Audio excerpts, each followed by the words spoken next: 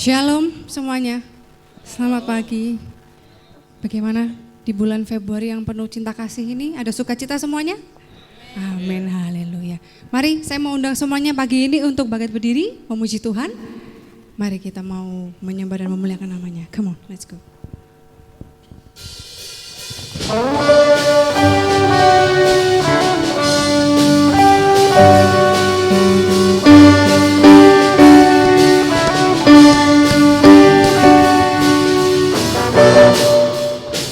Terangi jalanku,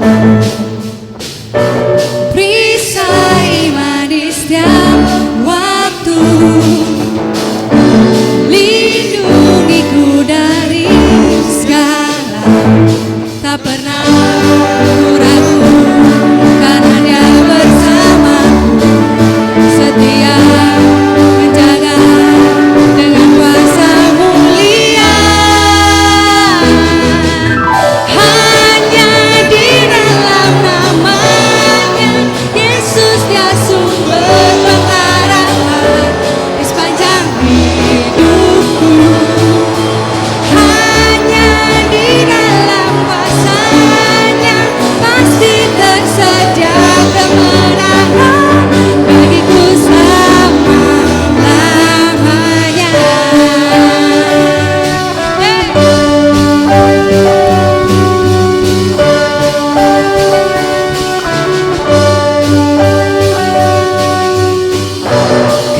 Kebenaran yang bebaskan selalu berikanku kekuatan hadapi segala tantangan. Tak pernah ku ragu karena Kau bersamaku, setia menjaga dengan kuasa mulia.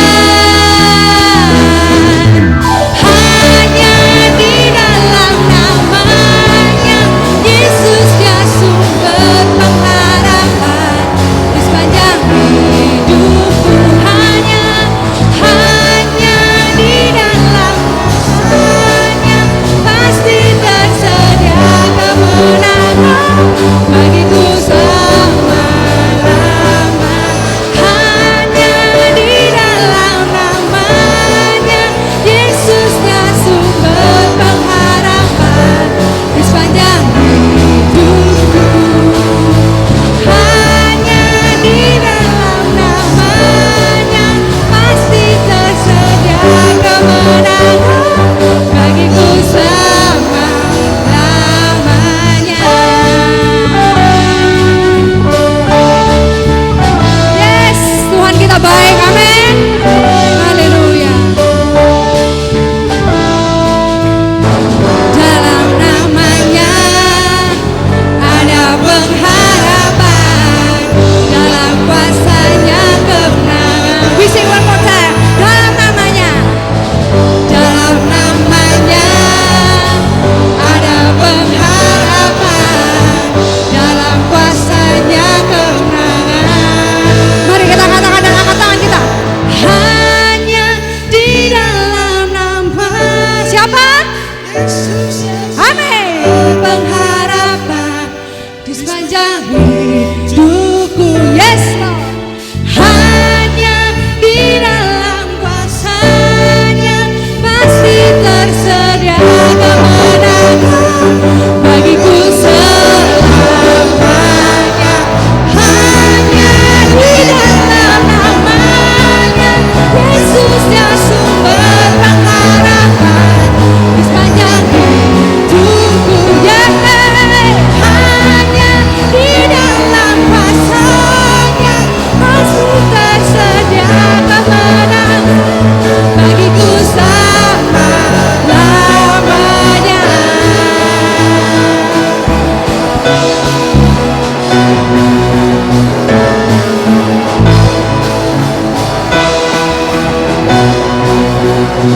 Dalam namanya ada pengharapan, dalam kuasa-Nya kemenangan. Dalam namanya ada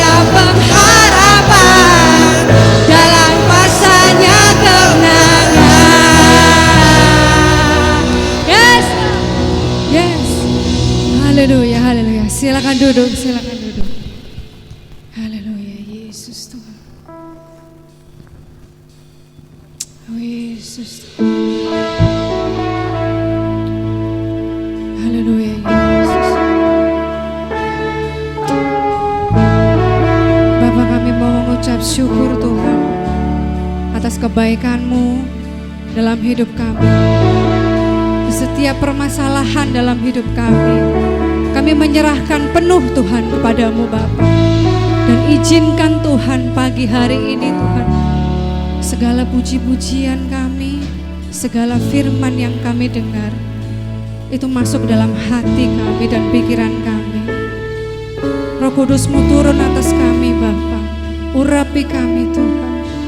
Kami mau mendengar firman-Mu, kami mau memuji nama-Mu Tuhan.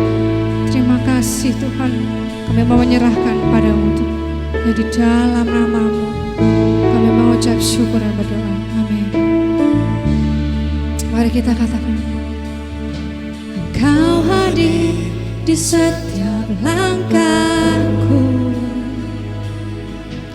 Kau pelita di setiap jalanku, dan ku tahu hidupku dalam-Mu sesuai rencana-Mu. Dalam gelap tak akan ku ragu, dalam badai kami gak goyah Tuhan. Tak akan ku goyah, dan ku tahu dalam kesesakan Kau peliharaku. Mari kita menyerahkan penuh kepada Tuhan Yesus. Ku berserah penuh, yes Lord. Ku berserah penuh, Yesus Kaulah Tuhan. Kau keselamatan kami, Kaulah keselamatanku. Ku berserah penuh, ku berserah penuh, Yesus Kaulah Tuhan. Kaulah kemenanganku.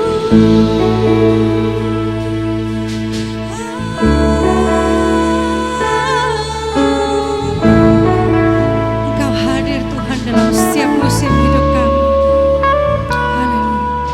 Engkau hadir di setiap langkahku, Kau pelita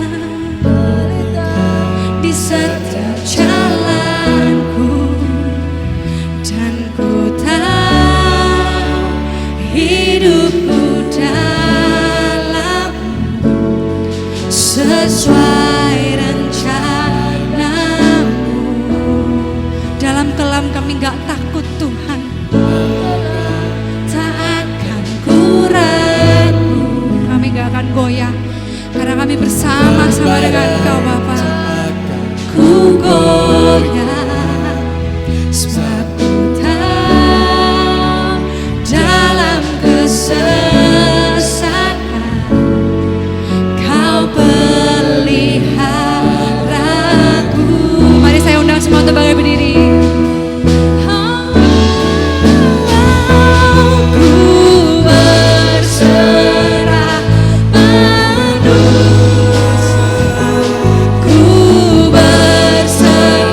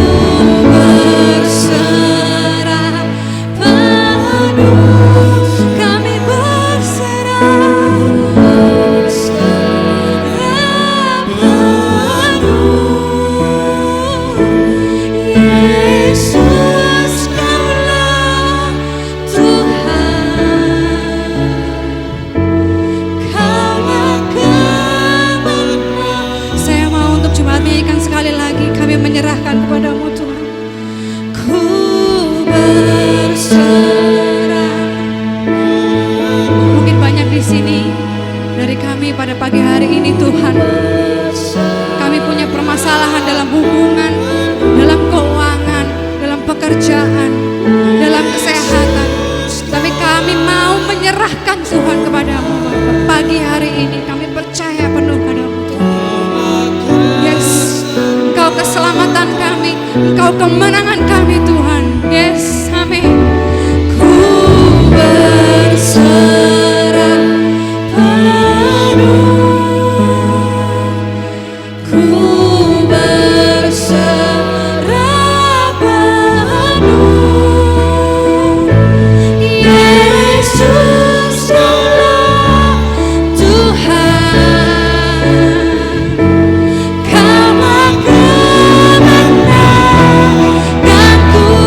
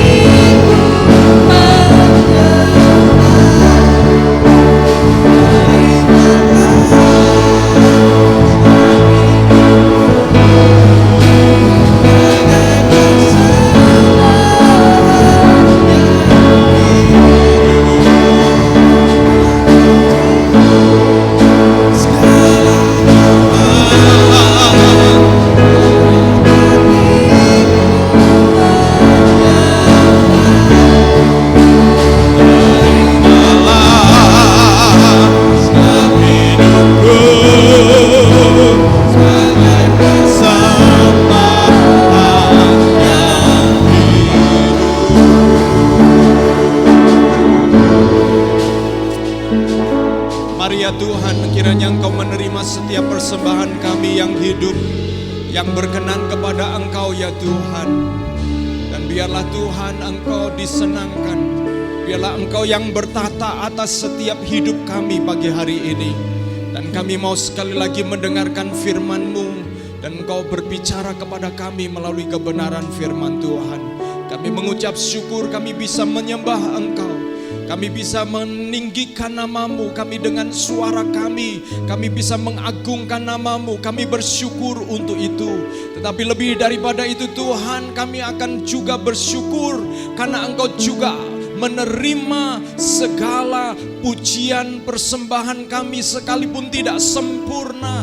Tetapi kami percaya itu sebagaimana ketika anak kecil memberikan sesuatu yang dia lakukan, yang dia persiapkan. Mungkin bagi orang dewasa itu sesuatu yang sederhana, tetapi Tuhan, hati anak kecil itu hati yang sungguh-sungguh tulus memberikan, kiranya menjadi hati kami ya Tuhan.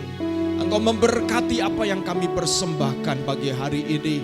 Kami mau berdoa supaya Tuhan Engkau juga berbicara, bekerja melalui firman Tuhan. Dan kerinduan kami ya Tuhan, tahun 2025 ini ya Tuhan, akan terjadi terobosan-terobosan di dalam hidup umat Tuhan, dalam hidup jemaat-Mu. Bahkan ada terobosan juga di dalam gereja Tuhan, di dalam pelayanan kami, karena kami percaya ya Tuhan, bahwa Engkau yang membuka, Engkau yang membangun gereja-Mu, dan Engkau sebagai kepala gereja, Engkau sanggup melakukan segala perkara. Terima kasih ya Tuhan buat janji-Mu, dan kami mau pegang janji Tuhan. Dan oleh karenanya ya Tuhan, buat hati kami melekat kepadamu, buat hati kami dekat kepadamu, sehingga kemudian Tuhan kami mengerti kehendak-Mu di dalam setiap kehidupan kami. Terima kasih ya Tuhan, ketika firman Tuhan ditaburkan, apabila ada di antara kami yang sedang lemah, Engkau kuatkan ya Tuhan. Apabila ada di antara kami yang sedang menantikan guidance, panduan, tuntunan, Tuhan kami mau berdoa, biarlah firman-Mu menuntun kami. Bahkan kalau ada di antara kami yang mungkin sedang mengalami satu perjalanan yang jauh dari Tuhan, biarlah Tuhan kasih-Mu memanggil kami untuk kami kembali kepada Engkau. Terima kasih ya Tuhan, kami mengucap syukur buat kasih-Mu. Kami bersyukur buat hadirat-Mu, dan kami bersyukur buat firman-Mu, dan setiap kami yang hadir pagi hari ini, kami mengucap syukur. Dalam nama Yesus kami berdoa, amin. Puji Tuhan, silakan duduk kembali saudara-saudaraku.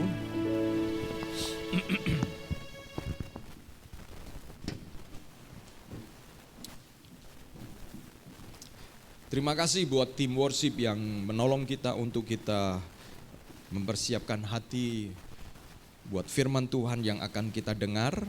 Dan juga saya juga mengucapkan selamat pagi kepada Bapak Ibu Saudara-saudari yang sudah hadir pada kesempatan ibadah kita di akhir bulan Februari ini ya, akhir bulan Februari.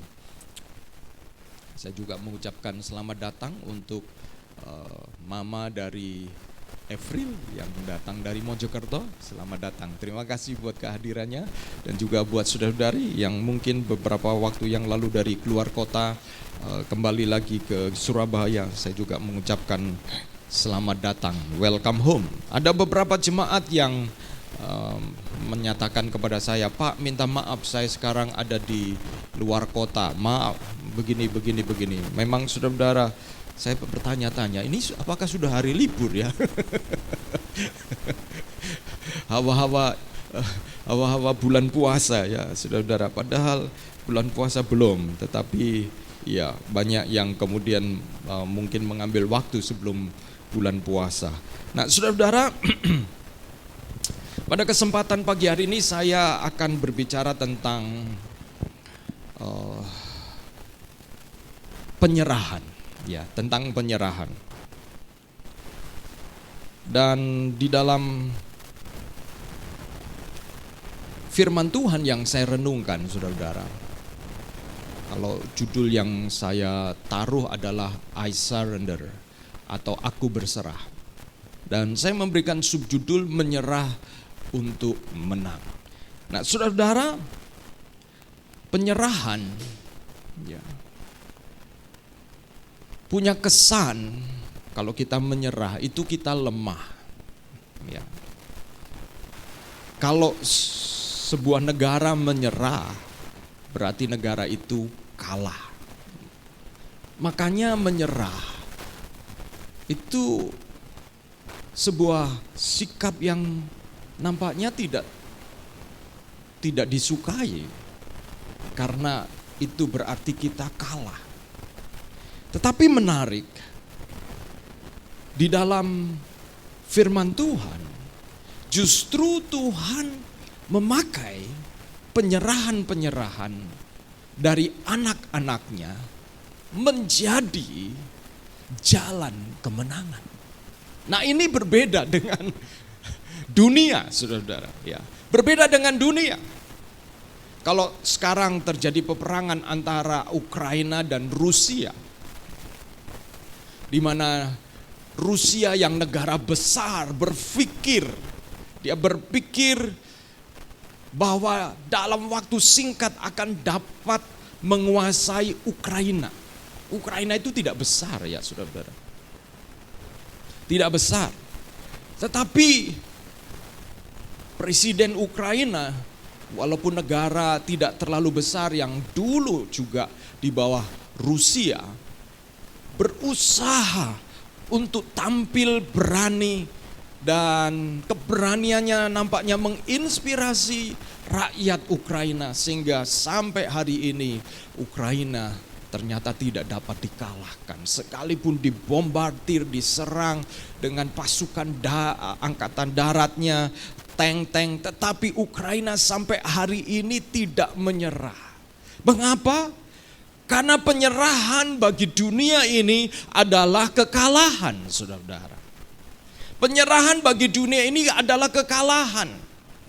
Tetapi saudara-saudara, penyerahan kepada Tuhan justru berbeda dengan apa yang ada di dunia ini.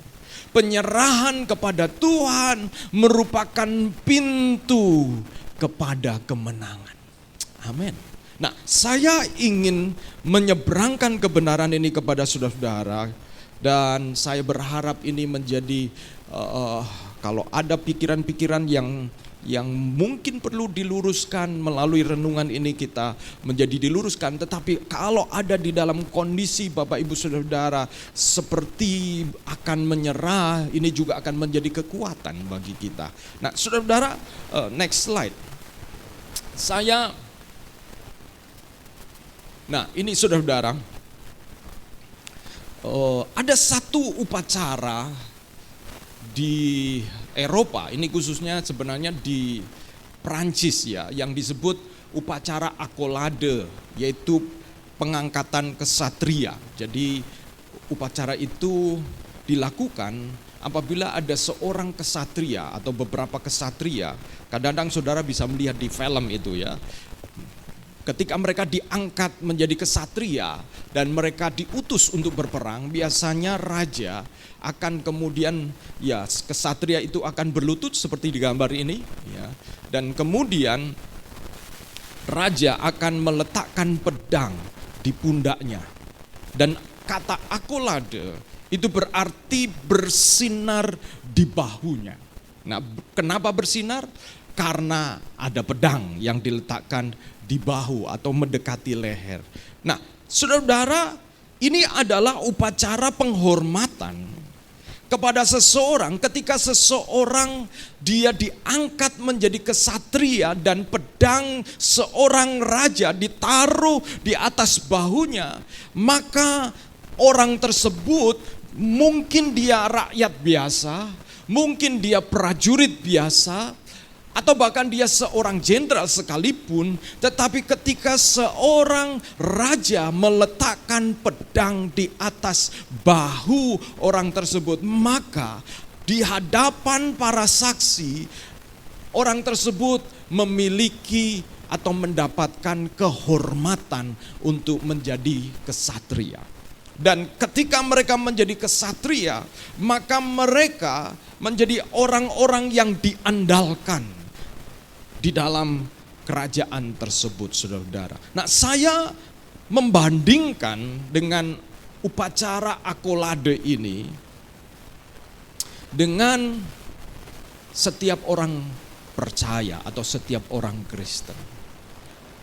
Berapa banyak di antara kita yang menjalani kekristenan kita itu dengan satu perasaan atau beban kayak seperti kita ini di dalam mode atau di dalam atmosfer hanya bertahan aja gitu ya, bertahan.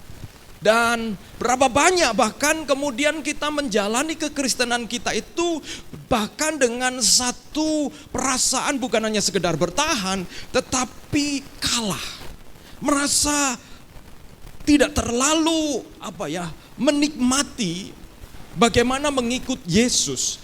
Nah, saya membandingkan bahwa sebenarnya saudara dan saya ketika kita mengikut Yesus, saudara dan saya itu menjadi orang-orang yang menang. Saudara dan saya berkemenangan. Mengapa bisa ada orang-orang yang merasa ketika mengikut Yesus dia hanya bertahan saja? Nah, saudara, next slide. Ini saya tuliskan kalimat ini. Rencana Tuhan yang terindah adalah kita diangkat kita menjadi kesatria-kesatria Kristus yang berperang bagi Dia dan meraih kemenangan, lepas kemenangan di dalam Dia, dan itulah yang disebut sebagai hidup yang berkelimpahan. Ada pemahaman yang diberikan bahwa hidup berkelimpahan itu hidup yang serba berkecukupan. Tapi kalau saudara melihat apakah semua pengikut Yesus hidupnya berkecukupan? Tidak. Berapa waktu yang lalu di Afrika ada sekian jemaat yang dipenggal kepalanya dan ditemukan di dalam gereja. Apakah mereka berarti tidak hidup berkelimpahan, saudara-saudara? Saudara-saudara, apa arti hidup berkelimpahan? Karena faktanya Yesus pun mati di atas kayu salib. Lalu bagaimana Yesus bisa mengatakan, aku datang untuk memberi hidup dan hidup berkelimpahan? Bagaimana bisa bertolak belakang dengan apa yang Yesus tunjukkan? Mungkinkah pemahaman kita tentang hidup berkelimpahan bukan sekedar kelimpahan materi, tetapi justru saya melihat bahwa di dalam Alkitab mengajarkan bahwa hidup berkelimpahan adalah hidup berkemenangan. Hidup yang berkemenangan. Mengapa? Karena kalau hidup berkelimpahan hanya berarti bebas dari penderitaan.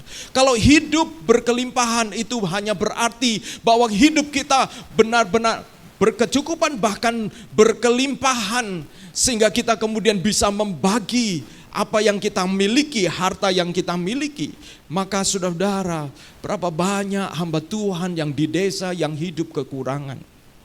Berapa banyak orang yang sungguh-sungguh mencintai Tuhan tetapi hidup tidak berkecukupan. Apakah ada yang salah di dalam diri mereka? Tetapi jangan salah, saudara-saudara, hidup mereka adalah hidup yang dipenuhi dengan sukacita, dengan kemenangan. Nah, saudara dan saya percaya bahwa rencana Tuhan yang terindah adalah kita menjadi kesatria-kesatria Kristus yang berperang bagi Dia. Seperti di dalam upacara akolade, bahwa ketika saudara dan saya percaya kepada Kristus, seolah-olah Kristus meletakkan pedang, meletakkan mandat kepada kita untuk kemudian kita berperang bagi Dia. Aduh, Pak Agus mengajarkan peperangan ya, saudara-saudara. Faktanya, saudara setuju atau tidak setuju, kita selalu berperang setiap hari, betul ya? berperang melawan keinginan kita, berperang melawan perasaan-perasaan yang membuat kadang-kadang kita menjadi murung, saudara-saudara. Berperang untuk tetap bisa mengasihi orang lain, berperang untuk bisa tetap percaya bahwa Tuhan akan buka jalan buat kita. Saudara-saudara, perhatikan di sini, dan Tuhan mau saudara dan saya berperang bagi Dia dan meraih kemenangan lepas kemenangan, dan pengalaman kemenangan itulah yang menjadi pengalaman hidup berkelimpahan.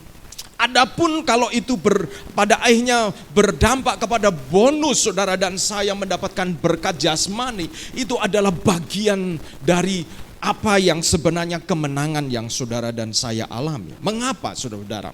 Mengapa saya ingin seperti merangkumkan kalimat tersebut? Karena ini saudara-saudara, saya mau mengajak kita melihat di dalam kabar baik, bahwa Injil adalah kabar baik. Amin. Apakah saudara merasa bahwa Injil adalah kabar baik?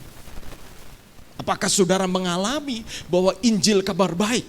Pada waktu saya renungkan Roma pasal 1 ayat 14 ini, saya mau bacakan buat kita semua, karena ini juga kabar baik yang bagi saya sendiri, saya diberkati, saya dimotivasi, saya didorong. Nah, saya akan bacakan bagi kita semuanya.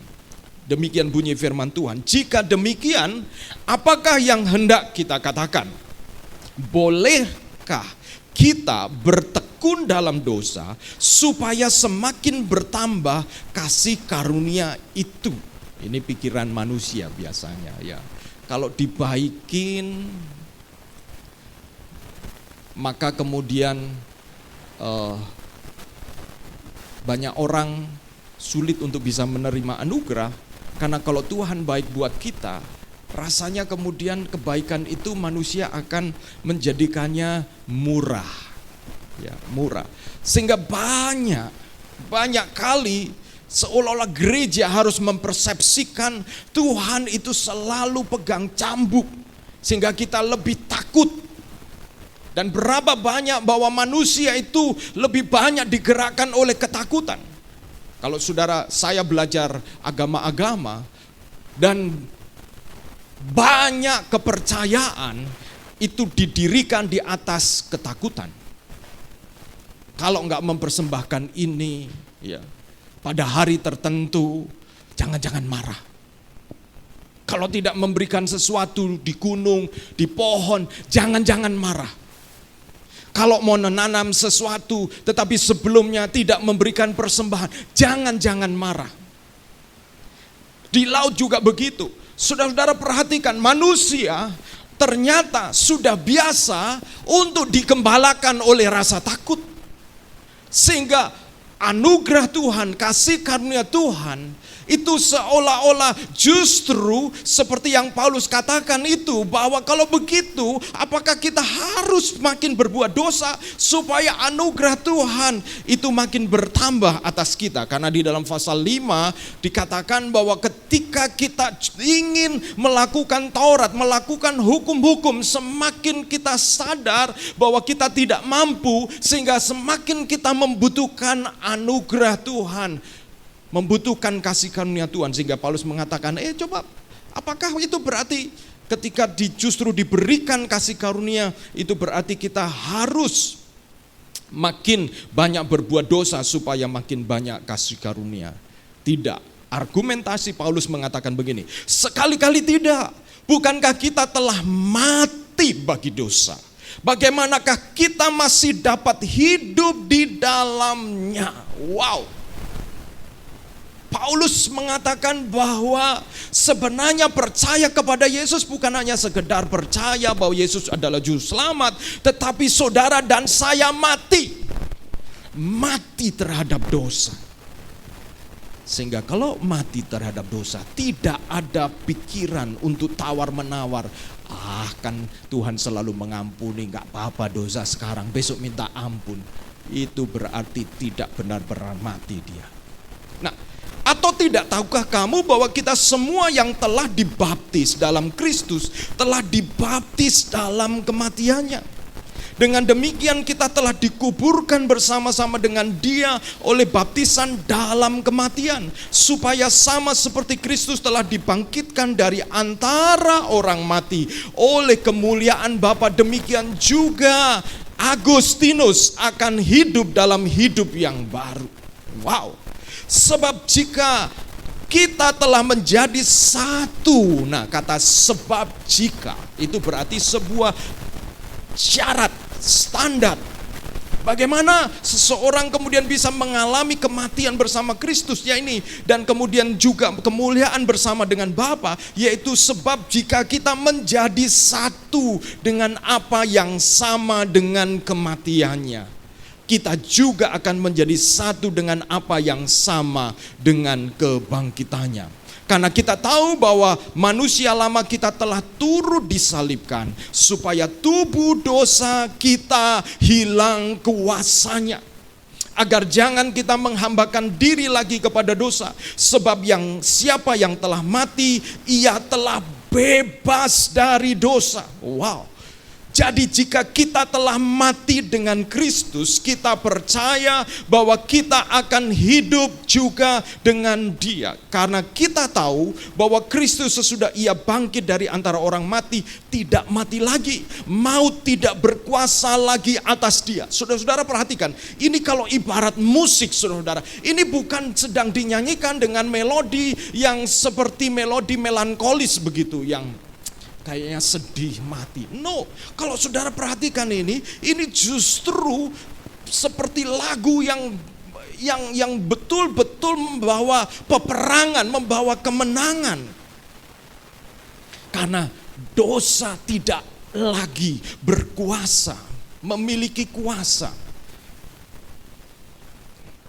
Dan tadi kemudian sebab itu hendaklah dosa jangan berkuasa lagi di dalam tubuhmu yang fana, supaya kamu jangan lagi menuruti keinginannya. Dan janganlah kamu menyerahkan anggota-anggota tubuhmu kepada dosa untuk dipakai sebagai senjata kelaliman, tetapi serahkanlah dirimu kepada Allah sebagai orang-orang yang dahulu mati tetapi yang sekarang hidup, dan serahkanlah anggota-anggota tubuhmu kepada Allah untuk menjadi senjata kebenaran. Sebab kamu tidak akan dikuasai lagi oleh dosa, karena kamu tidak berada di bawah hukum Taurat tetapi di bawah kasih karunia. Ayat 14 mengakhiri sebuah harapan bagi kita bahwa manusia bisa tidak lagi hidup di dalam dosa.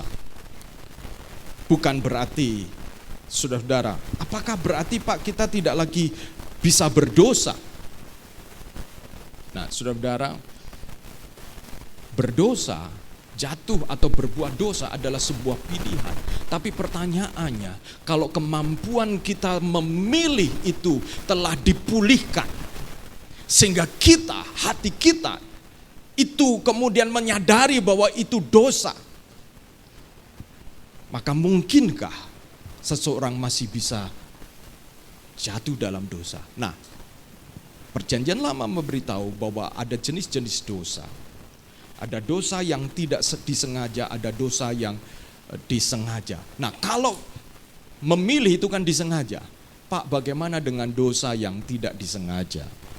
Menurut saya ini akan ada topik pembahasan yang lain. Saya tidak mau ke sana dulu. Tetapi saya mau mengajak kita bagaimana Paulus membangun argumentasinya, argumentasi yang kemudian penuh dengan kemenangan. Yang seperti seremoni akolade, yaitu kesatria yang diangkat.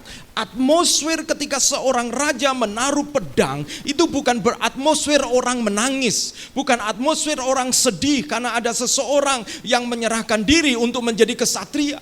Tetapi atmosfer yang ada adalah atmosfer kemenangan, atmosfer sukacita karena mendapatkan penghormatan dari seorang raja. Dan saudara-saudara, mari kita akan perhatikan ada satu pertanyaan lagi, tetapi mengapa faktanya seolah-olah tidak begitu? Roma pasal 6 ayat 1 sampai 14 ini adalah kabar baik, saudara-saudara. bahwa kita, saudara dan saya, bisa hidup di dalam kuasa kebangkitannya. Saudara dan saya bisa menang atas dosa. Saudara dan saya bisa tidak lagi dikuasai oleh dosa. Saudara dan saya, sekali lagi kemuliaan Bapa akan nyata di dalam hidup kita. Bukankah itu kabar baik? Bukankah itu kabar baik, saudara? Tetapi faktanya mengapa tidak begitu? Mengapa kita merasa hidup kita dalam keadaan seperti defensif, bukan ofensif? Kalau saudara baca Roma pasal 1 ayat pasal 6 ayat 1:14 itu ofensif. Serahkanlah tubuhmu, maka kamu akan tubuhmu akan menjadi senjata. Kata yang dipakai itu senjata, bukan perisai. Saudara, moodnya, atmosfernya adalah atmosfer yang melihat kesempatan, yang berperang di dalam Kristus dan menguasai kebangkitan. Dan dikuasai oleh kuasa kebangkitan. Nah saudara, tetapi faktanya mengapa ada orang-orang percaya, ada orang-orang Kristen yang keadaannya seperti defensif, bertahan. Bahkan yang kita alami bukan hanya sekedar defensif tetapi kekalahan. Bukan sukacita, tetapi kemurungan, kekecewaan, penderitaan, dan penganiayaan, keluhan-keluhan yang seolah-olah tidak berujung, tidak pernah berakhir. Saudara, hidup berkemenangan bukan berarti tidak ada penderitaan. Sebab selama kita ada di dunia, maka akan selalu ada penderitaan. Makanya ada kepercayaan yang mengatasi penderitaan dengan mengatakan, untuk supaya engkau tidak menderita, janganlah punya keinginan.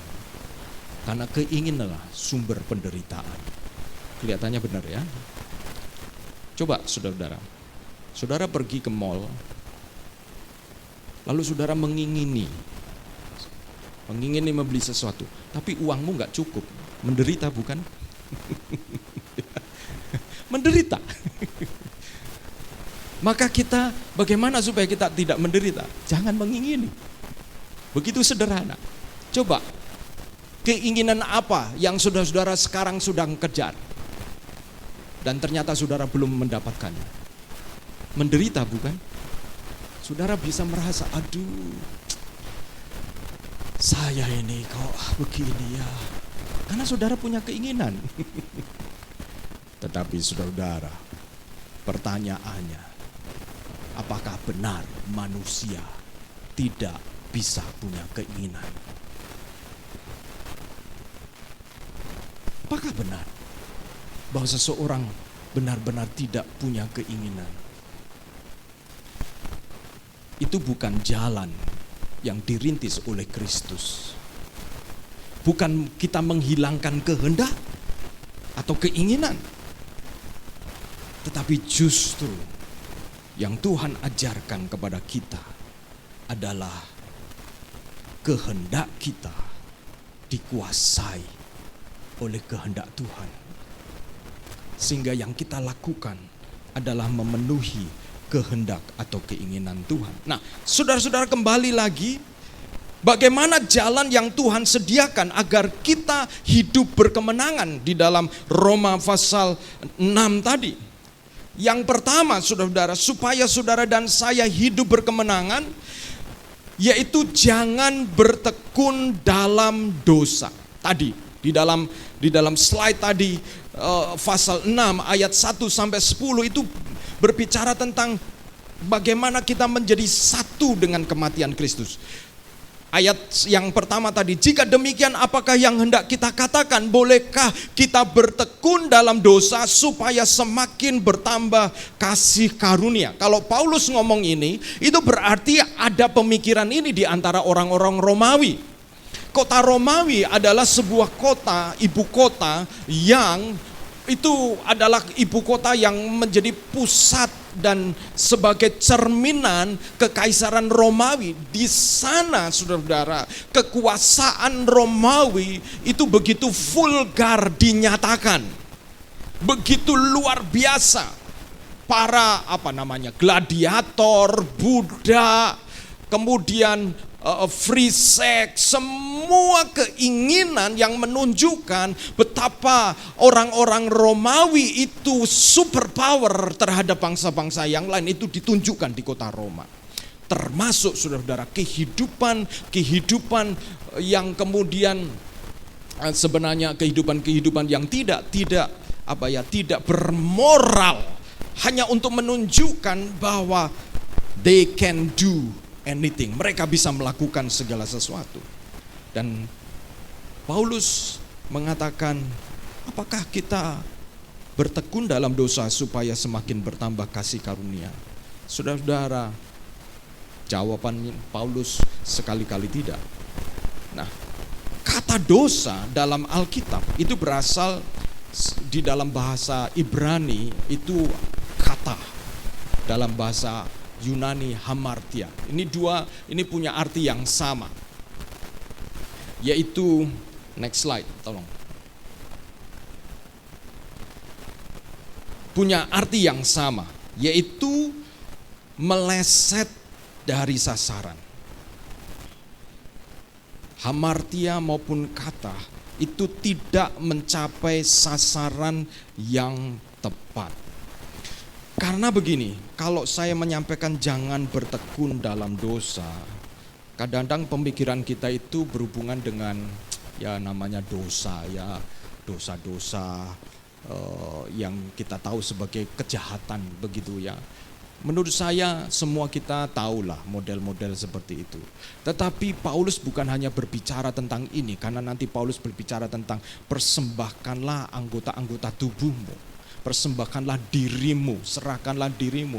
Jadi saudara-saudara, apa yang dimaksud jangan bertekun di dalam dosa? Dosa adalah segala sesuatu yang tidak mencapai sasaran sesuai dengan yang Tuhan inginkan. Akurat, tidak terjadi akurasi di sana. Lalu saya mulai memikirkan dan merenungkan, ya. Berarti ada dosa-dosa yang memang itu kita jelas ya, misalnya tentang menipu, tentang membunuh, mencuri, begitu ya saudara-saudara. Tetapi semua itu punya satu prinsip yang sama, bahwa itu tidak tepat sasaran. Tepat sasaran. Nah, kalau begitu saudara-saudara, definisi dosa di sini adalah begini ya saudara-saudara. Dosa itu digambarkan di dalam Alkitab bukan hanya one time action, bukan hanya satu kali.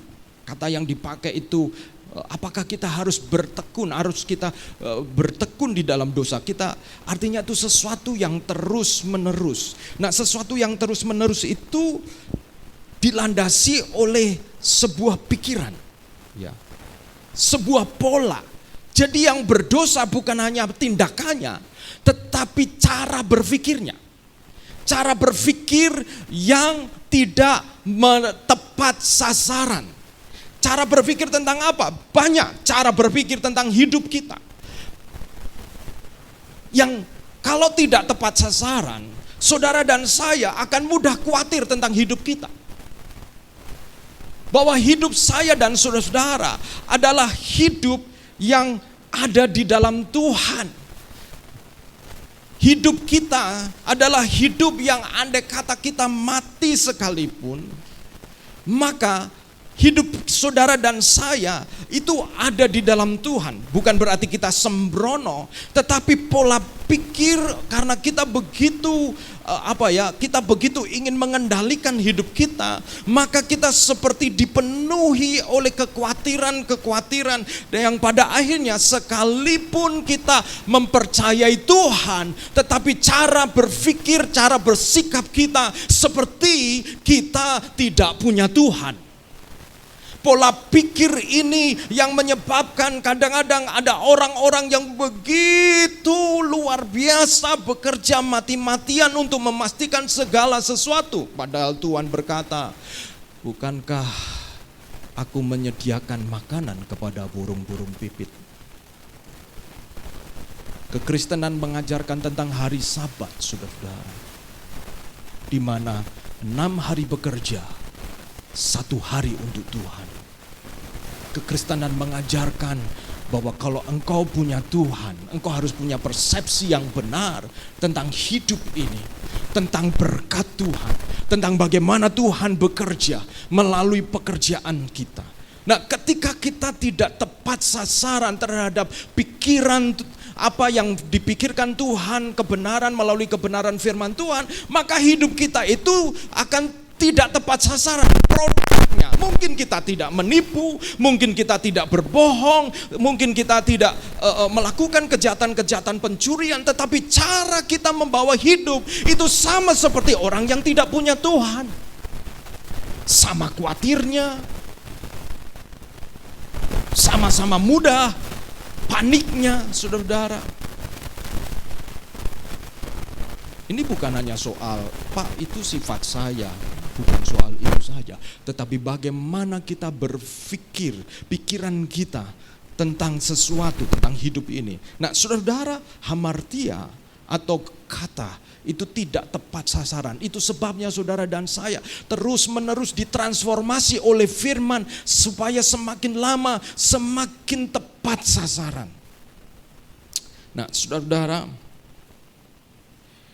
waktu saya merenungkan ini, saya mulai pikir-pikir juga, saudara. Nah, saya tentu firman ini tidak mengajarkan saudara untuk kemudian kita seperti seperti membawa hidup ini dengan penuh ketakutan, karena saudara dan saya itu bertumbuh makin dewasa, makin serupa dengan Kristus. Itu apa maksudnya? Ya tadi itu, makin tepat sasaran dengan apa yang kita punya, dengan hidup ini, dengan waktu ini, dengan apa yang Tuhan percayakan kepada kita.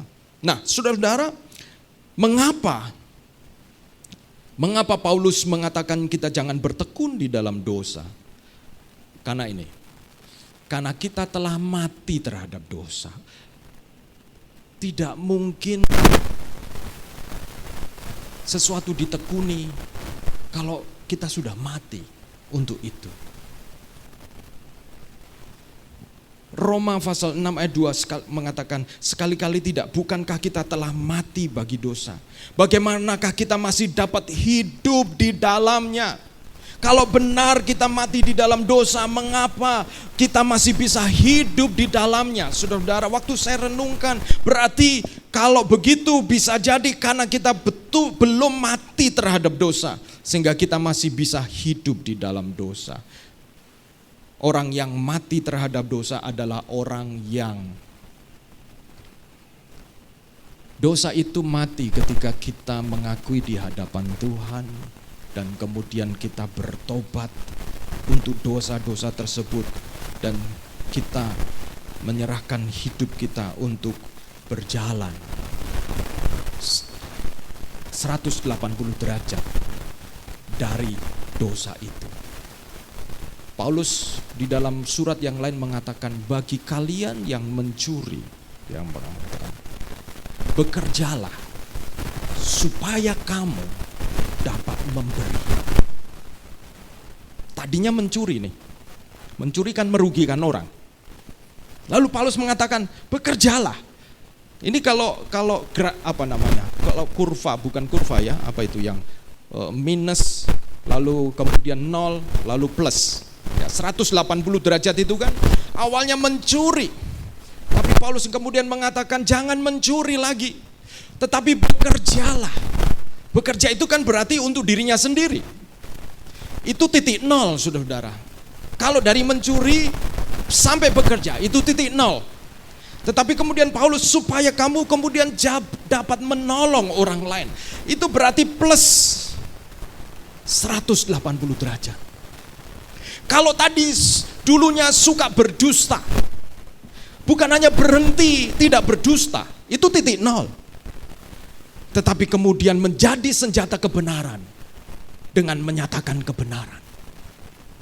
Nah, saudara perhatikan bahwa firman Tuhan mengajak kita untuk ketika kita tidak bertekun dalam dosa, itu kemudian hanya obatnya adalah ketika kita bertobat, itu obatnya 180 derajat. Artinya kemudian kita bertindak melawan arah dari apa yang sebelumnya. Kalau kita hanya main safe saja di titik nol, itu belum bertobat. Itu belum bertobat. Kalau dulu kita diinjili, lalu sekarang kita menjadi anak Tuhan dan berhenti kita beribadah rajin, itu titik nol. Sekarang saudara belajar untuk memberitakan Injil. Kenapa? Karena supaya saudara dan saya mengerti bahwa Injil itu adalah kabar baik. Kabar baik tidak menjadi kabar baik kalau kita tahan untuk diri sendiri. Misalnya, saudara, saya ingat satu kali saya punya kabar baik untuk istri saya, untuk Ibu Lili, untuk Ibu Lili. Jadi kami saya pernah ceritakan ini ya, saudara. Saya pernah ceritakan ini. Kami cari rumah kontrakan.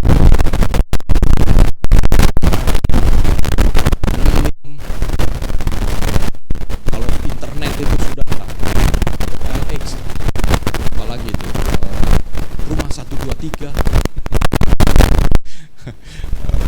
Trofit apapun itu sudah kami kumpulkan kemudian sesuai dengan budget, dan tempat-tempat yang kami kunjungi yang kami ternyata ya rumahnya sama. Udahlah, jangan harapkan gitu ya. Jadi saudara, satu kali di rumah yang terakhir yang kami lihat itu, saudara, wah, sekian kamar, lalu kemudian itu, lalu di dekat pertigaan berarti bisa parkir gitu ya, saudara. Ini kan pikirannya supaya kalau orang mampir itu ya nggak dimarahi tetangga karena persoalan parkir. Dan waktu kami lihat, waduh, saudara, rumah itu kami lihat WC-nya, saudara. Aduh. Ini saya bilang, kami ini punya rumah di Malang. Dan tiap kali kalau kami mau kontrakkan, satu orang atau keluarga selesai kontrak, kami ini cat ulang. Pokoknya hal-hal yang perlu diperbaiki, dan yang kami pastikan WC itu bersih.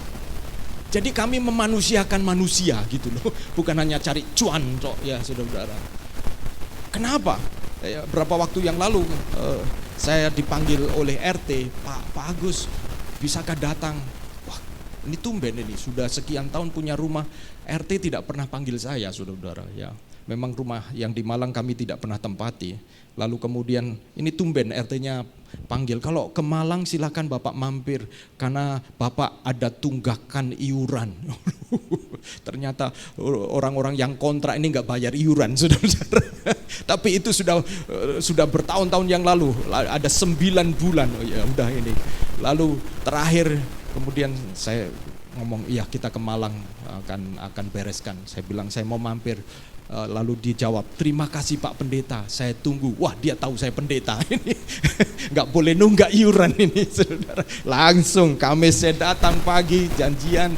Dan ternyata saudara, Pak RT-nya adalah bekas kepala polisi gitu ya. Jadi oh iya, duduk di depannya ada tulisan bla bla bla bla SH. Wih, ini kayak kita masuk kantor polisi dengan meja begitu. Tetapi saudara, poinnya adalah itu loh, orang kontrak yang lain kami bereskan. Rumah yang kami kontrakkan itu saudara nggak sampai, biasanya paling lama 1 bulan itu kosong, dengan cepat diisi karena begitu melihat senang itu udah. Tapi kami ini cari rumah kontrakan berapa bulan itu merasa seperti aduh, harga sekian ini kayak tidak dimanusiakan begitu ya. Akhirnya saudara, saya bingung ya dengan istri saya. Saya kemudian pikir, ya gimana kalau saya bicara dengan owner dari rumah yang kami tempati sekarang. Nah saudara, ketika saya telepon, bayangkan andai kata saya telepon lalu saya nggak cerita istri saya. Karena ketika saya telepon, Pak, ini saya sudah cari rumah ini begini-begini, tapi gimana ya Pak? Kalau apakah Bapak masih punya rencana untuk menempati rumah ini? Karena dulu ingin rencananya adalah menempati rumah tersebut.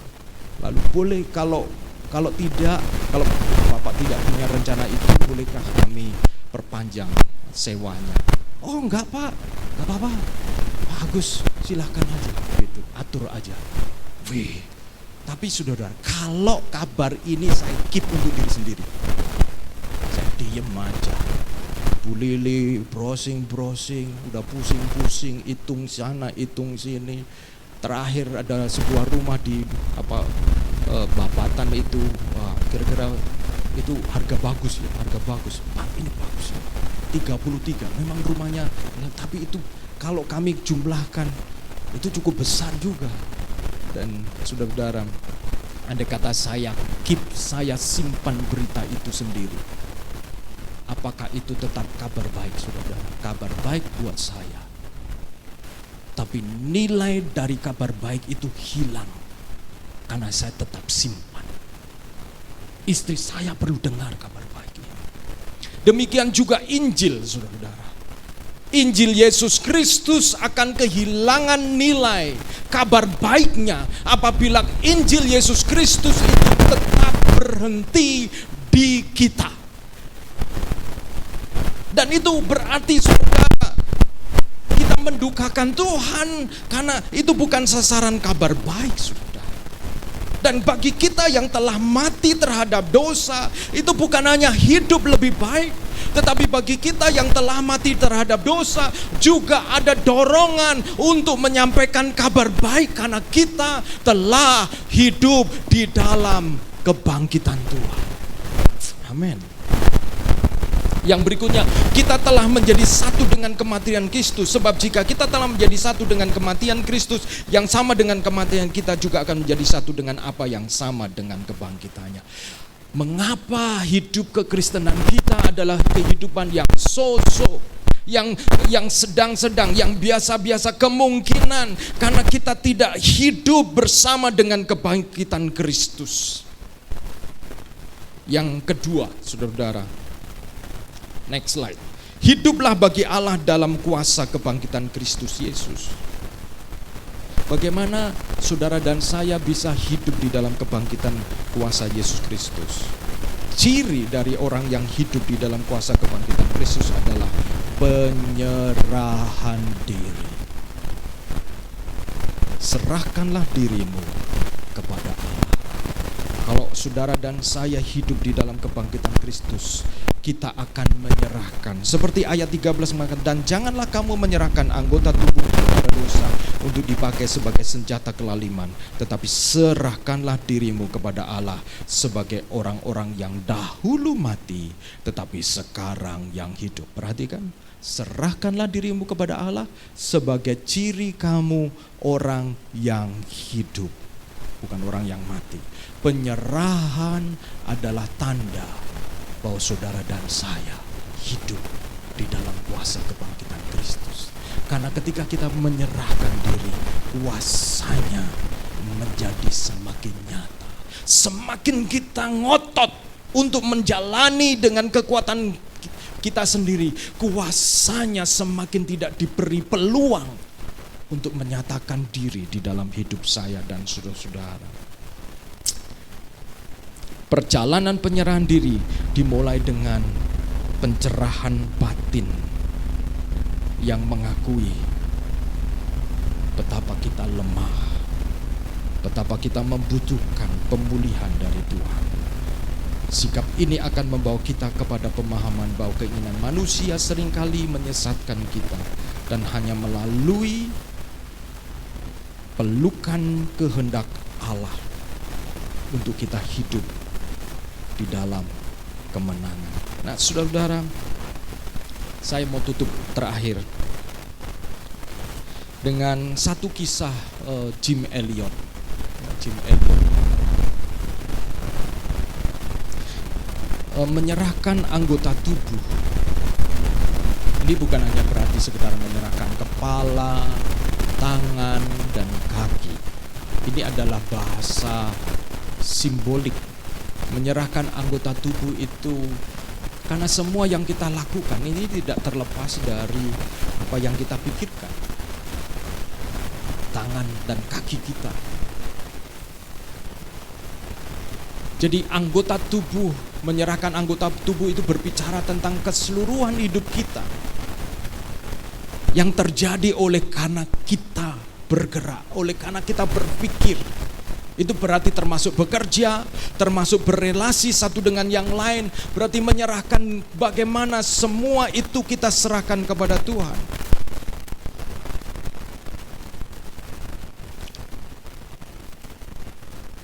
Menyerah, berapa waktu yang lalu, saudara-saudara, ketika kami sedang melakukan sebuah program baru di sekolah. Lalu saya dipanggil dan kemudian saya ditegur, ya. Kok tidak beritahu saya kalau mau buka program baru? Seingat saya kami sudah sampaikan ini tahun lalu di dalam report kami. Wah, saya merasa yang kami lakukan ini kan baik, positif gitu.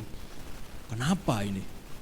Nah, saudara, hati saya ini kita sudah susah-susah memikirkannya, tapi malah kemudian hanya karena merasa tidak dimintai izin, lalu ditegur. Wah, hati saya naik, saudara. Tapi saya ingat, serahkanlah anggota tubuhmu kepada Allah untuk senjata kebenaran. Coba kalau saya emosi, wes, gak usah terobosan-terobosan, gak usah buat kurikulum baru, lain kali begini-begini. Akhirnya apa, saudara? Anggota tubuh saya bukan menjadi senjata kebenaran, tetapi menjadi senjata kelaliman. Berarti saya masih hidup di dalam dosa, bagi dosa. Saya tenangkan hati saya. Nah, saudara-saudara, saya harap saudara dan saya memahami ini kisah tentang Jim Elliot. Jim Elliot adalah seorang muda yang dia di sekolah di Winton College, seorang yang pintar, cerdas, ya. Dia seorang komunikator yang baik. Dia di sekolah teologi dan dia khotbah bagus, berprestasi. Satu kali dia menyampaikan keinginannya untuk dia pergi ke suku Auca di Ekuador. Nah, suku Auca ini itu sudah beberapa kali itu membunuh beberapa karyawan perusahaan minyak yang mau masuk ke sana. Nah, suku ini ditemukan ketika ada pesawat yang lewat dan melihat ada kehidupan di sana. Dan Jim Elliot mengatakan kepada teman-temannya bahwa dia ingin menjadi utusan Injil, dia mau pergi ke sana. Dan dia mengatakan dia mau ke sana walaupun ada resiko. Lalu kemudian teman-temannya mengatakan, kamu ini kenapa kamu bodoh? Kalau Tuhan mau suku itu dimenangkan, ada waktunya, tetapi sekarang ini masih berbahaya. Kamu di sini masih dibutuhkan. Kecakapanmu, kecerdasanmu masih dibutuhkan. Kenapa kamu pergi ke sana? Lalu ini yang menjadi jawaban dari Jim Elliot. He is no fool who gives what he cannot keep to gain what he cannot lose. Ia bukan orang bodoh yang menyerahkan apa yang tak bisa ia pertahankan untuk memperoleh apa yang tak bisa ia hilangkan. Yang dia maksud adalah nyawa. Dia tahu bahwa siapa yang sebenarnya bisa menjaga nyawa kita. Nyawa itu bisa hilang kapan saja. Memang kita mempertahankannya, tetapi apakah benar saudara dan saya punya kontrol terhadap nyawa kita, bahwa kita memang bisa mempertahankan? Dan dia mengatakan, karena teman-temannya mengkhawatirkan keselamatan jiwanya, Tetapi dia mengatakan, bukanlah orang bodoh yang menyerahkan apa yang tak bisa ia pertahankan. Hampir seperti sama yang dikatakan oleh Yesus. Barang siapa menyelamatkan nyawanya, ia akan kehilangan nyawanya. Ini hampir sama sebenarnya. Karena kemudian James Elliot mengatakan, tetapi yang memperoleh, berusaha meraih apa yang tidak akan pernah hilang, yaitu kekekalan. Akhirnya saudara-saudara, James Elliot kemudian dia pergi, itu tahun 1953. Dan ketika tahun 1955 setelah dia menikah, maka kemudian dia bersama dengan 4 temannya. Awalnya mereka datang waktu naik pesawat, jatuhkan barang-barang makanan untuk daerah itu, disambut baik. Lalu berikutnya datang lagi, kasih makanan, kasih barang-barang, sampai pada akhirnya mereka berani mendarat, karena itu di sungai ya saudara-saudara, sungai dengan pesawat. Lalu ketika mendarat itu mereka mulai bicara, berkomunikasi, mencoba berkomunikasi sebisa mungkin. Tapi satu kali ternyata mereka dibunuh, mati, ditombak. Ini sebuah kekonyolan, bukan? Sudah diberitahu bahwa itu berbahaya. Tapi saya justru melihat di sini, karena ini kalau sebuah kekonyolan yang, atau mungkin ini hanyalah sebuah ide untuk supaya saya dikenal, supaya saya ternama. Saya pikir istrinya akan kemudian menangkap. Orang terdekat itu kan tahu isi hati kita. Tetapi yang menarik, setelah mereka mati, justru istri James Elliot bersama dengan istri teman-temannya ini kembali lagi melayani mereka. Berarti ada sesuatu yang benar-benar membakar hati James Elliot dengan teman-teman yang ditangkap oleh orang-orang di sekitarnya, yaitu calling, panggilan. Dan saudara-saudara dan saya, penyerahan mereka justru menjadi titik kemenangan, karena pada akhirnya orang-orang Auka ini bertobat. Orang-orang Auka ini percaya, bahkan orang-orang yang pernah membunuh James Elliot bersama dengan teman-temannya, mereka bertobat. Saudara-saudara, kemarin hari Rabu dan Kamis saya mengajar, ada sekitar 60-an para perintis yang berkumpul di Sati. Dan saudara-saudara, ada orang yang ketika makan siang tunjukkan kepada saya, Pak Agus, tahu itu siapa Pak? Siapa? Saya tahu. Dia adalah seorang yang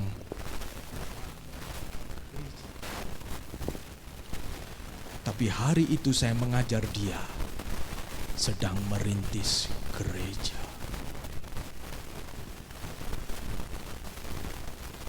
Saudara-saudara, bukankah itu sebuah kabar gembira? Apa yang saudara percayai tentang Kristus itu betul-betul nyata.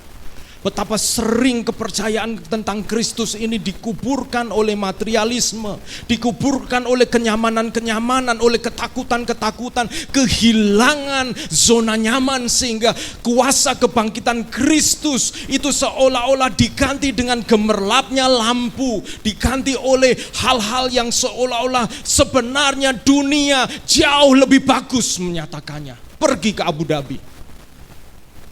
Bukan Abu Dhabi, ke Dubai.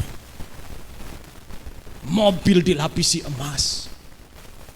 Apakah saya sebagai pendeta kemudian untuk menyaingi itu, saudara-saudara? Kalau saya berpikir, saya berlomba dengan dunia itu, maka saudara-saudara, kuasa kebangkitan Kristus bukan dengan demikian caranya dinyatakan. Kuasa kebangkitan Kristus dinyatakan ketika saudara dan saya belajar berserah dalam hidup saudara-saudara, dan belajar melakukan, mempersembahkan hidup, tubuh, anggota tubuh ini kepada Tuhan. Dan melaluinya ada jiwa-jiwa yang mengenal Tuhan. Ada saudara-saudara yang berkomitmen lebih Dan pada akhirnya saudara dan saya kembali pulang. Dan Tuhan mengatakan, sabaslah wahai hambaku yang setia. Mari kita akan datang kepada Tuhan. Saya minta pemain musik maju ke depan.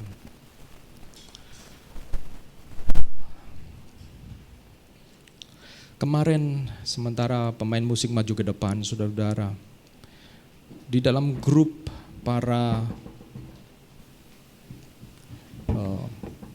orang-orang yang menjangkau kampus, menjangkau mahasiswa. Pada waktu hari Kamis saya mengajar, ada salah satu perintis gereja yang menceritakan bahwa sejak berapa waktu yang lalu di Taman Intan di Surabaya, dia datang dan kadang-kadang gelar tikar, sederhana sekali ya, sederhana. Menggelar tikar. Dan dengan beberapa jemaat yang juga beberapa adalah mahasiswa, dia kadang-kadang datang ke tempat-tempat kos, berkenalan dengan mereka, membawa teh, membawa gorengan, sederhana sekali. Tapi dari situ terjalin hubungan. Dan ketika mulai terjalin di hubungan, lalu diajaklah mereka, ayo kita ke Taman Intan yuk, kita ngobrol-ngobrol. Di Taman Intan itu mereka ngobrol-ngobrol, dan disitulah dia mulai mencoba memberitakan kabar baik kepada para mahasiswa ini. Dan rupanya setelah pertemuan para perintis, dia melakukan hari Jumat kemarin, saudara-saudara.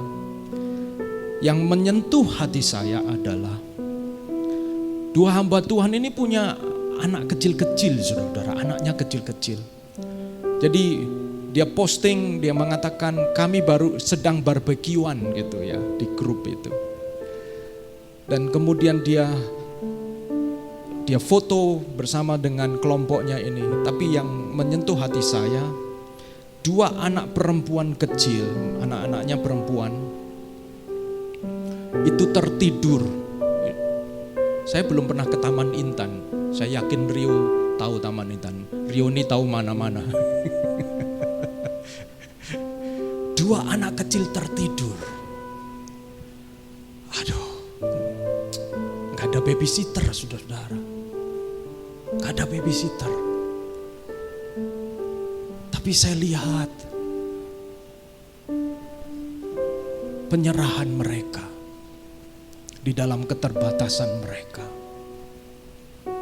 Mereka menyerahkan anggota tubuh mereka, termasuk kedua anak mereka, untuk melayani Tuhan. Apa yang saudara-saudara dan saya sudah serahkan. Betapa sering kita ini berhitung-hitung dengan Tuhan untuk apa yang kita serahkan. Tidak heran kekristenan kita tidak mengalami kemenangan. Karena kita membatasi penyerahan. Saya mengajak kita untuk mengikuti jalan Tuhan ini. Untuk tinggalkan zona-zona yang membuat kita tidak mau menyerahkan itu. Dan belajar untuk memakai pekerjaan, semua yang kita pikirkan sebagai senjata kebenaran. Ofensif, bukan defensif.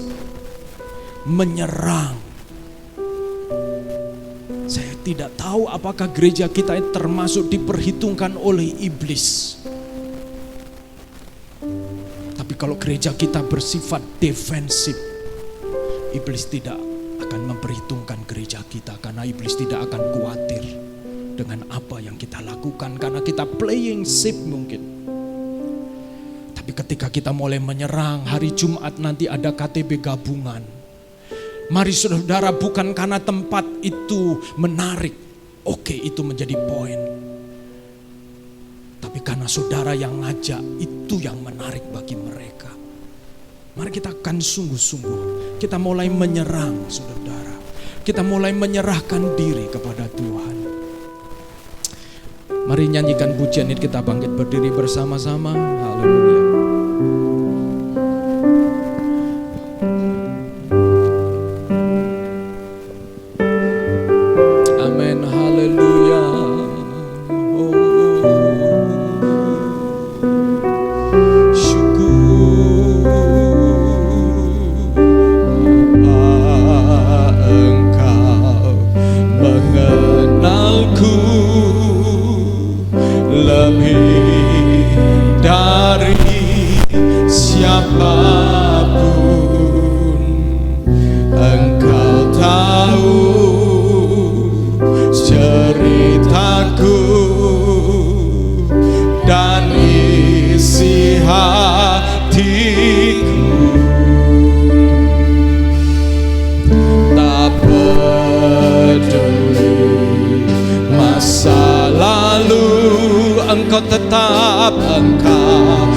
Mari kita bersyukur untuk pemilihan Tuhan. Amin.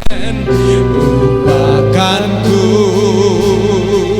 sempurnakan, jadi karya yang indah. Ini aku percaya, tiada yang mustahil bagimu. Kuasamu kuatkanku, dasarku berharap. Ini aku berserah. Mari kita berserah pada rancanganmu bagiku. Ku ikuti panggilanmu dengan setia sampai akhir hidupku.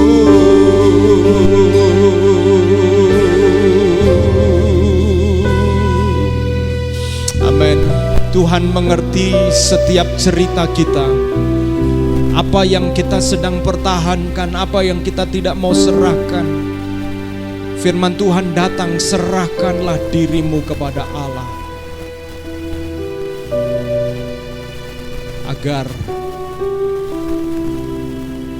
Tuhan memakai kita menjadi senjata-senjata kebenaran, menjadi senjata Injil yang menyampaikan kabar baik. Tuhan tolong. Mungkin saudara dan saya sedang bergumul di dalam satu pergumulan, sehingga saudara-saudara juga sedang fight di dalam pergumulan itu untuk berkemenangan. Tetapi kalau saudara anak Tuhan, pintunya, jalannya adalah penyerahan. Engkau harus berjuang, iya, tetapi perjuanganmu harus ada di dalam penyerahan kepada Tuhan. Tingkatkan komitmenmu sebagai bentuk penyerahan kepada Tuhan. Percaya, belajar, berkemenangan di dalam Dia, dan pada akhirnya ketika engkau berkemenangan, itu menjadi kesaksian yang merupakan senjata kebenaran. Engkau akan mengulang-ulangnya seperti kisah Jim Elliot ini menjadi senjata kebenaran. Kematiannya bukan kematian yang meaningless, yang tidak punya arti, tetapi kematiannya justru menginspirasi keluarga mereka yang padanya suku Auka ini dimenangkan. Bukankah itu senjata kebenaran? Kalau kita berusaha dengan kekuatan sendiri, maka kita tahu, saudara-saudara, dunia juga melakukannya. Berserah kepada Tuhan, serahkan kepada Tuhan, dan belajar supaya apa yang kau gumuli, apa yang kau hadapi satu kali menjadi senjata kebenaran. Sehingga setiap kali itu diulang, nama Tuhan dipermuliakan, menjadi kabar baik buat orang-orang yang pernah mengalami atau sedang mengalami nasib, mengalami pergumulan yang sama. Bertahan di dalam penyerahan kepada Tuhan. Mari kita datang kepada Tuhan, kita berdoa. Bapa di dalam surga, hamba-Mu berhenti berbicara sampai di sini. Tetapi ketika hamba-Mu merenungkan firman ini menjadi kabar baik buat hamba-Mu pribadi. Bahwa Tuhan, penyerahan, kadang-kadang hamba-Mu merasa bahwa ada banyak hal yang ingin dilakukan tetapi terbatas. Tetapi sekali lagi hamba-Mu mau berserah ini kepada Tuhan dan mempercayai bahwa Tuhan punya maksud. Kami juga berdoa untuk setiap kami, Tuhan, biarlah kami belajar berserah kepada Tuhan, menyerahkan diri kepada Tuhan dan menyerahkan seluruh bagian dari hidup kami, pekerjaan, apa yang kami pikirkan kepada Tuhan, dan belajar percaya bahwa Tuhan akan memakai setiap bagian yang kami serahkan itu untuk menjadi senjata kebenaran, untuk satu kali bahwa melalui pengalaman yang kami hidupi, pengalaman yang kami hadapi, pada akhirnya nama Tuhan dipermuliakan. Terima kasih ya Tuhan, kami berdoa supaya Tuhan Engkau menolong setiap kami belajar untuk berserah sekali lagi, dan mengizinkan Tuhan memakai pengalaman-pengalaman penyerahan kami untuk menjadi senjata kebenaran, kabar baik bagi banyak orang. Di dalam nama Yesus kami berdoa, amin. Puji Tuhan, saya serahkan untuk Stefan bisa sampaikan pengumuman.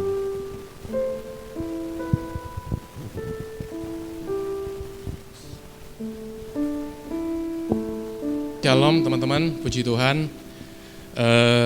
Semoga semuanya diberkati ya dengan firman yang diberikan oleh Pak Agus pagi ini.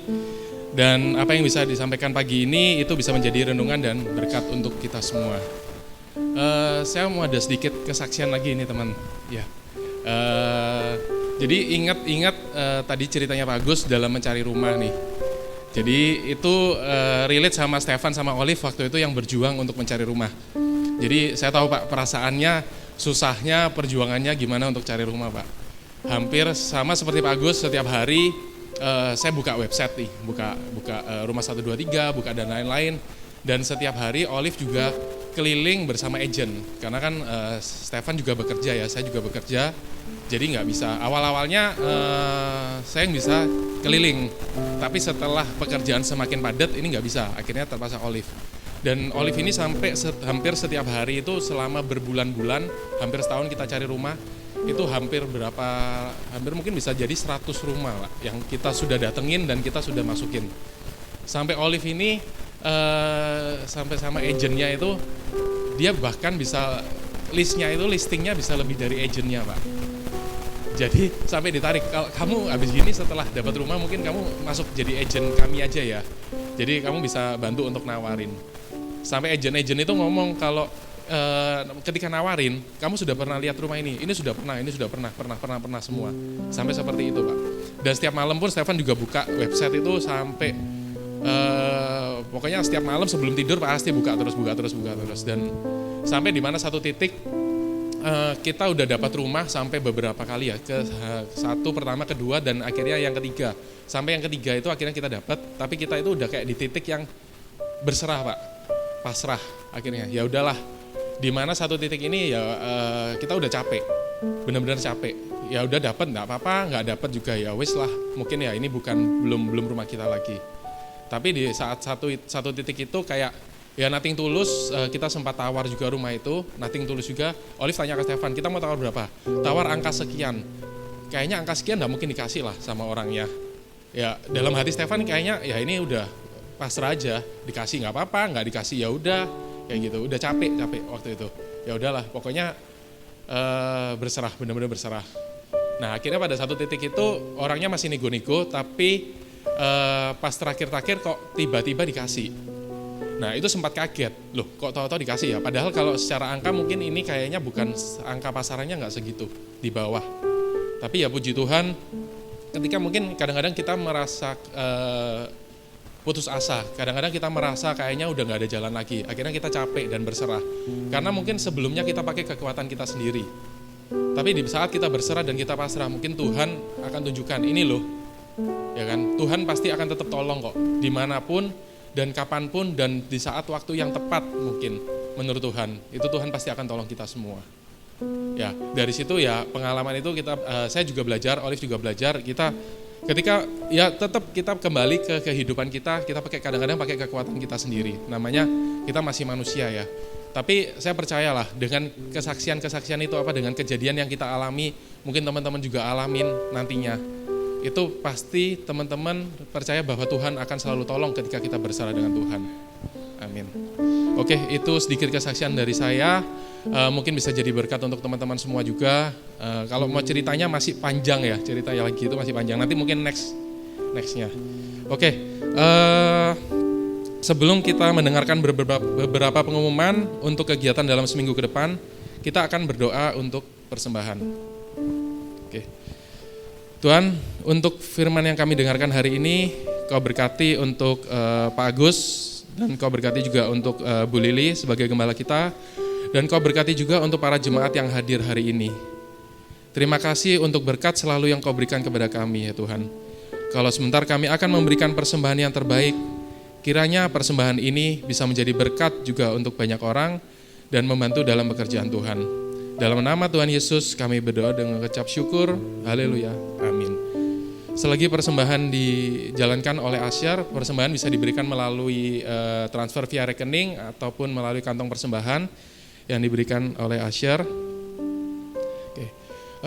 Dalam 2 Korintus 8 ayat 12, sebab jika kamu rela untuk memberi, maka pemberianmu akan diterima. Kalau pemberianmu itu berdasarkan apa yang ada padamu, bukan berdasarkan apa yang tidak ada padamu. Oke, selagi kita memberikan persembahan, kita mau menyambut untuk Bapak atau Ibu atau teman-teman yang mungkin baru pertama kali hadir di gereja ini. Welcome to SAF, Shanghai Indonesian Fellowship House of Restoration, Surabaya. Untuk kita bergabung jika memang belum menemukan tempat untuk bertumbuh bersama, bisa bergabung di gereja kami. Oke, selanjutnya pengumuman untuk seminggu ke depan.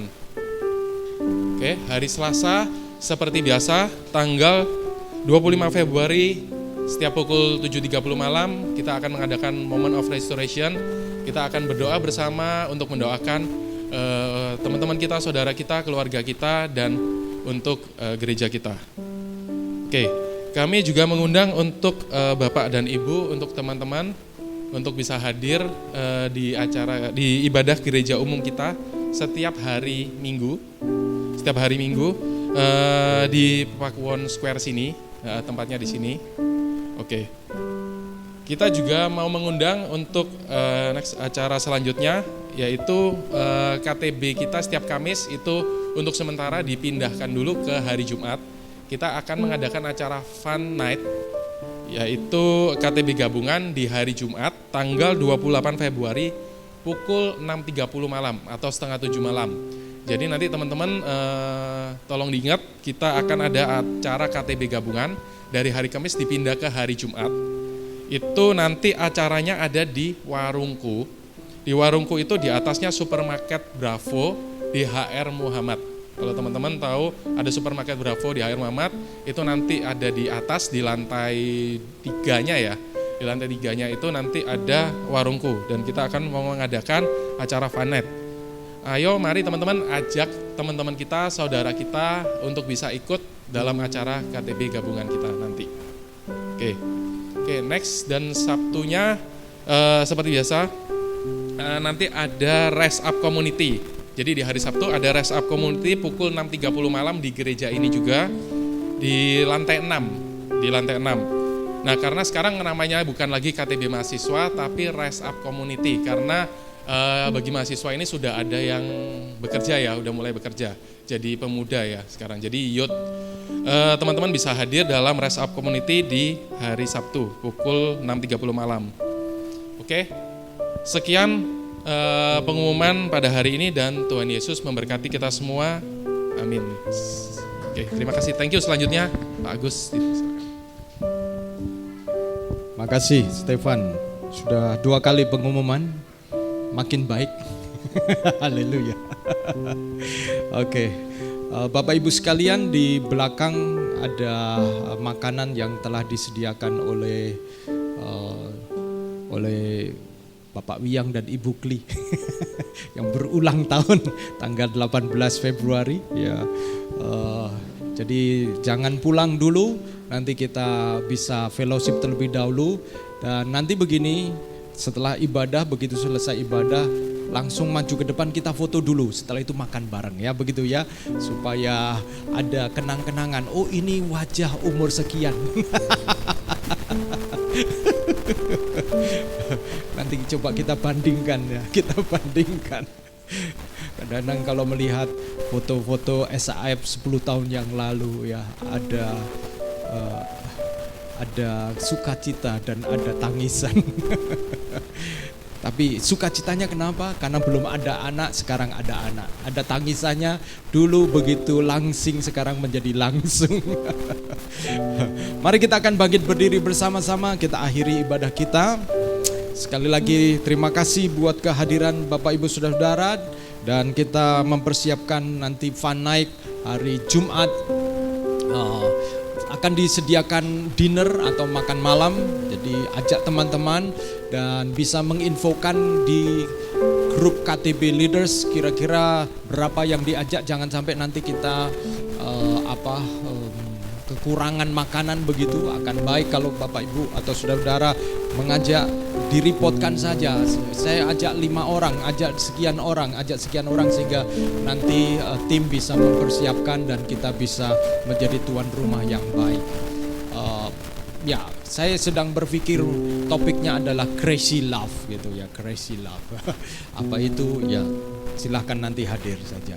Mari kita akan berdoa dan mengakhiri ibadah kita pada kesempatan pagi hari ini. Haleluya. Saya minta tolong untuk Ibu Lili bisa berdoa mengakhiri ibadah kita.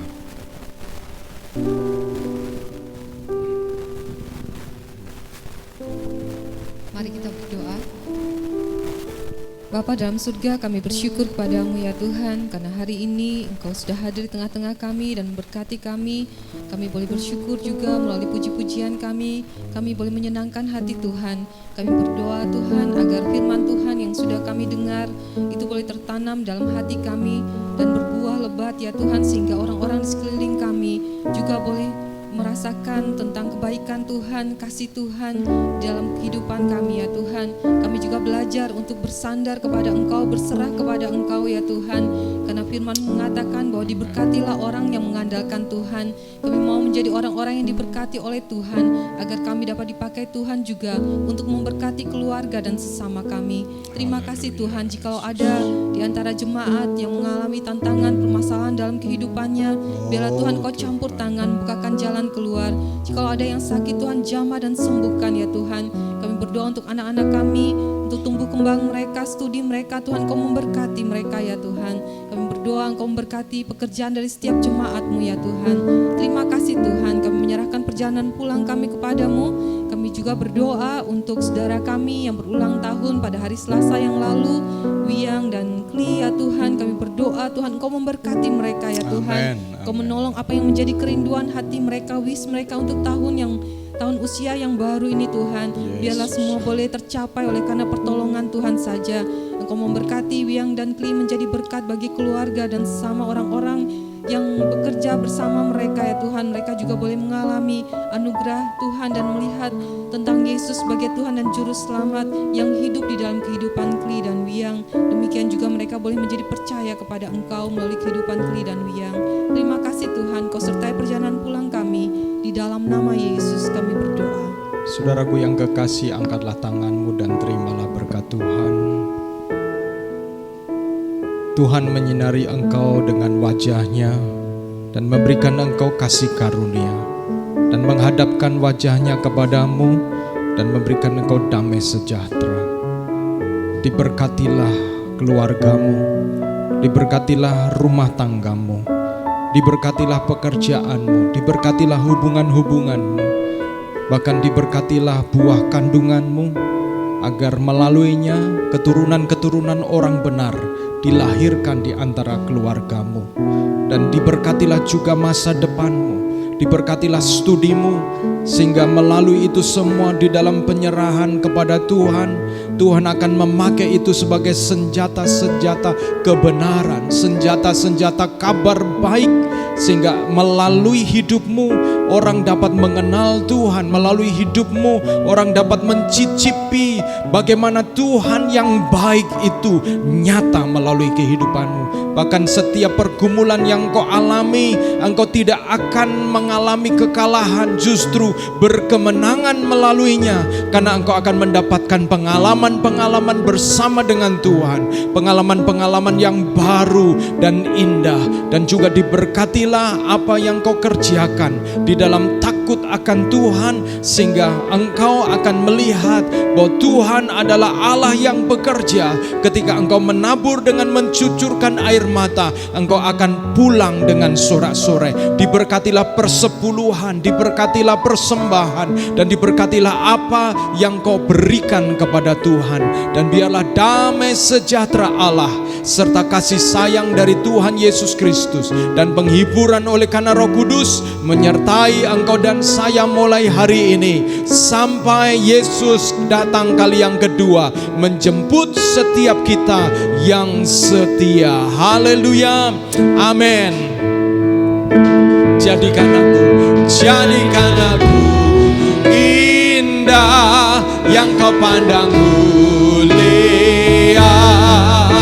seturut karyamu di dalam hidupku. Ajarku berharap hanya kepadamu, taat dan setia padamu Tuhan. Jadikan aku indah yang kau pandang mulia, seturut karyamu di dalam hidupku. Ajarku berharap, amin, hanya kepadamu, taat dan setia, taat dan setia, taat dan setia kepadamu Tuhan.